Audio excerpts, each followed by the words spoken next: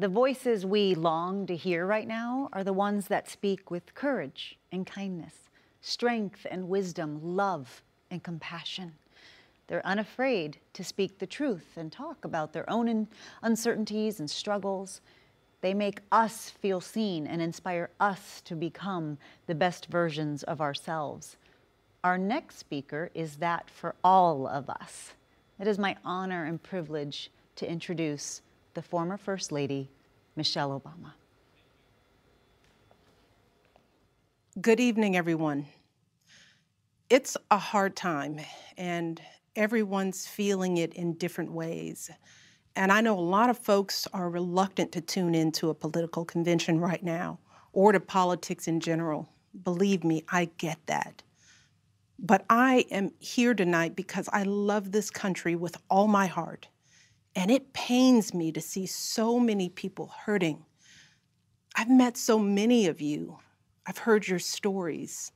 And through you, I have seen this country's promise. And thanks to so many who came before me, thanks to their toil and sweat and blood, I've been able to live that promise myself. That's the story of America. All those folks who sacrificed and overcame so much in their own times because they wanted something more, something better for their kids. There's a lot of beauty in that story. There's a lot of pain in it too. A lot of struggle and injustice and work left to do. And who we choose as our president in this election will determine whether or not we honor that struggle and chip away at that injustice and keep alive the very possibility of finishing that work. I am one of a handful of people living today who have seen firsthand the immense weight and awesome power of the presidency. And let me once again tell you this: the job is hard.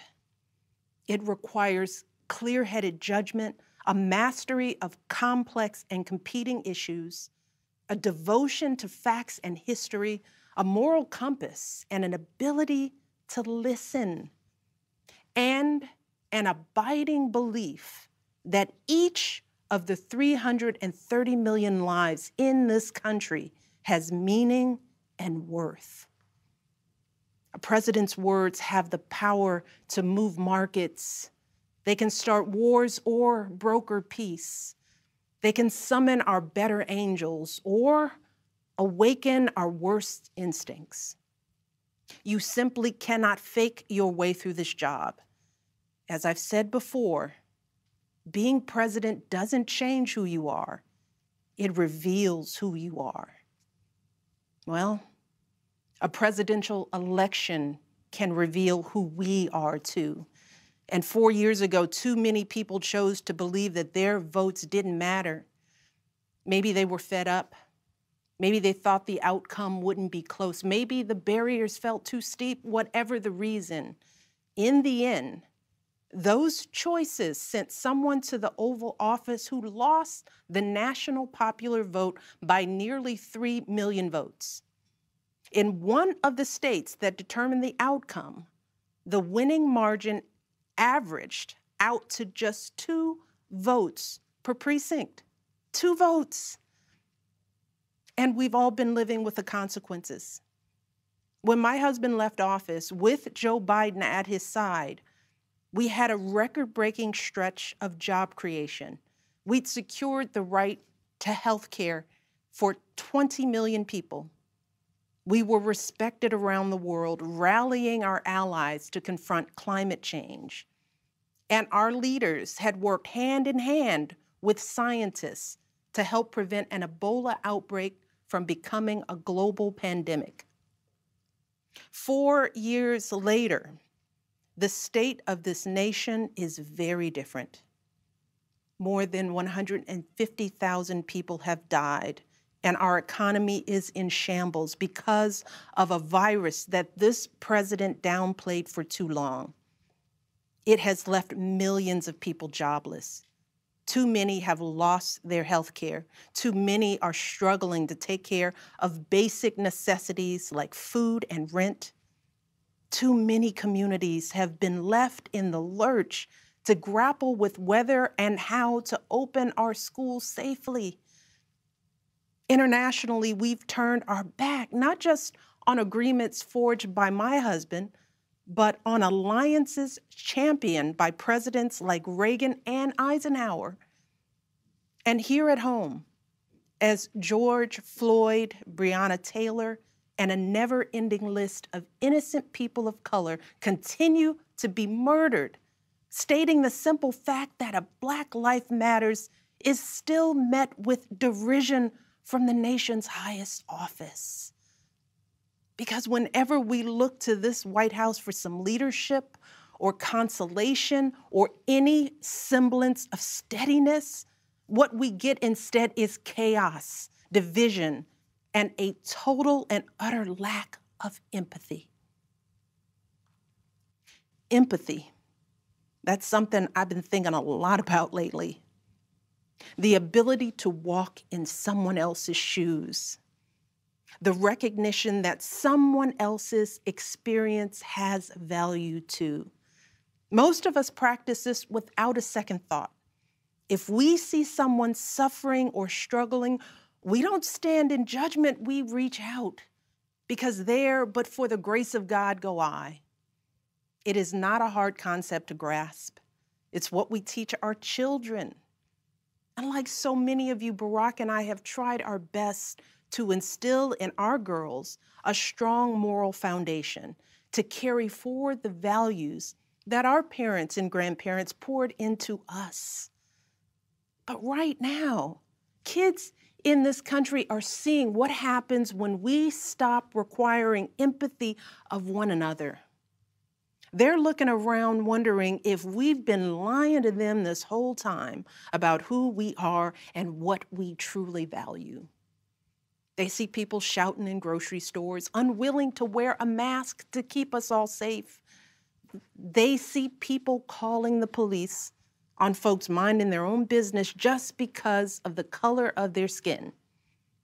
They see an entitlement that says only certain people belong here, that greed is good and winning is everything, because as long as you come out on top, it doesn't matter what happens to everyone else. And they see what happens when that lack of empathy is ginned up into outright disdain. They see our leaders labeling fellow citizens enemies of the state while emboldening torch-bearing white supremacists. They watch in horror as children are torn from their families and thrown into cages, and pepper spray and rubber bullets are used on peaceful protesters for a photo op. Sadly, this is the America that is on display for the next generation. A nation that's underperforming not simply on matters of policy, but on matters of character. And that's not just disappointing, it's downright infuriating. Because I know the goodness and the grace that is out there in households and neighborhoods all across this nation. And I know that regardless of our race, age, religion, or politics, when we close out the noise and the fear and truly open our hearts, we know that what's going on in this country is just not right. This is not who we want to be. So what do we do now? What's our strategy? Over the past 4 years, a lot of people have asked me, when others are going so low, does going high still really work? My answer, going high is the only thing that works. Because when we go low, when we use those same tactics of degrading and dehumanizing others, we just become part of the ugly noise that's drowning out everything else. We degrade ourselves. We degrade the very causes for which we fight. But let's be clear. Going high does not mean putting on a smile and saying nice things when confronted by viciousness and cruelty. Going high means taking the harder path. It means scraping and clawing our way to that mountaintop. Going high means standing fierce against hatred while remembering that we are one nation under God. And if we want to survive, we've got to find a way to live together and work together across our differences. And going high means unlocking the shackles of lies and mistrust with the only thing that can truly set us free, the cold, hard truth. So let me be as honest and clear as I possibly can. Donald Trump is the wrong president for our country. He has had more than enough time to prove that he can do the job, but he is clearly in over his head. He cannot meet this moment. He simply cannot be who we need him to be for us. It is what it is. Now, I understand that my message won't be heard by some people. We live in a nation that is deeply divided, and I am a Black woman speaking at the Democratic Convention. But enough of you know me by now. You know that I tell you exactly what I'm feeling. You know I hate politics, but you also know that I care about this nation. You know how much I care about all of our children. So if you take one thing from my words tonight, it is this.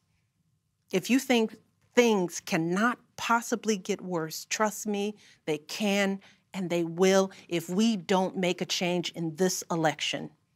If we have any hope of ending this chaos, we have got to vote for Joe Biden like our lives depend on it. I know Joe. He is a profoundly decent man, guided by faith. He was a terrific vice president. He knows what it takes to rescue an economy, beat back a pandemic, and lead our country. And he listens. He will tell the truth and trust science. He will make smart plans and manage a good team. And he will govern as someone who's lived a life that the rest of us can recognize. When he was a kid, Joe's father lost his job. When he was a young senator, Joe lost his wife and his baby daughter. And when he was vice president, he lost his beloved son. So Joe knows the anguish of sitting at a table with an empty chair, which is why he gives his time so freely to grieving parents. Joe knows what it's like to struggle, which is why he gives his personal phone number to kids overcoming a stutter of their own. His life is a testament to getting back up. And he is going to channel that same grit and passion to pick us all up, to help us heal and guide us forward. Now, Joe is not perfect, and he'd be the first to tell you that. But there is no perfect candidate, no perfect president. And his ability to learn and grow, we find in that the kind of humility and maturity that so many of us yearn for right now. Because Joe Biden has served this nation his entire life without ever losing sight of who he is. But more than that, he has never lost sight of who we are, all of us. Joe Biden wants all of our kids to go to a good school, see a doctor when they're sick, live on a healthy planet. And he's got plans to make all of that happen. Joe Biden wants all of our kids, no matter what they look like, to be able to walk out the door without worrying about being harassed or arrested or killed. He wants all of our kids to be able to go to a movie or a math class without being afraid of getting shot. He wants all our kids to grow up with leaders who won't just serve themselves and their wealthy peers, but will provide a safety net for people facing hard times. And if we want a chance to pursue any of these goals, any of these most basic requirements for a functioning society, we have to vote for Joe Biden in numbers that cannot be ignored. Because right now, folks who know they cannot win fair and square at the ballot box are doing everything they can to stop us from voting. They're closing down polling places in minority neighborhoods. They're purging voter rolls. They're sending people out to intimidate voters, and they're lying about the security of our ballots. These tactics are not new. But this is not the time to withhold our votes in protest or play games with candidates who have no chance of winning. We have got to vote like we did in 2008 and 2012. We've got to show up with the same level of passion and hope for Joe Biden. We've got to vote early, in person if we can. We've got to request our mail-in ballots right now, tonight, and send them back immediately. And follow up to make sure they're received. And then make sure our friends and families do the same.